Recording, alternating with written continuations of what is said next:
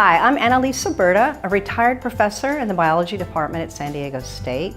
For over 35 years, I've been pursuing research on marine mammals, their evolution and their anatomy, and I am delighted to be able to offer a 6-week course through the Osher program on the biology of marine mammals, and it will be focused on California marine mammals. The first lecture will look at the origin and evolution of marine mammals.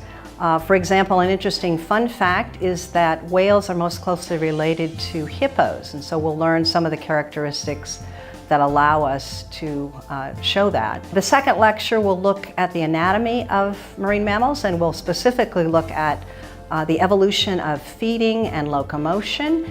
Another interesting fun fact is the fact that whales actually started off on land. We will also look at the conservation of marine mammals, especially looking at some important issues that affect us here in San Diego, most notably the La Jolla seal controversy. There will also be 2 different sessions that will not be lectures. One of these will be a field trip to the San Diego collection that we have at San Diego State of marine mammals. The second off-campus field trip will go to the NAT, the Natural History Museum in Balboa Park, and you'll all become experts at identifying the species that we have along our coastlines. See you then.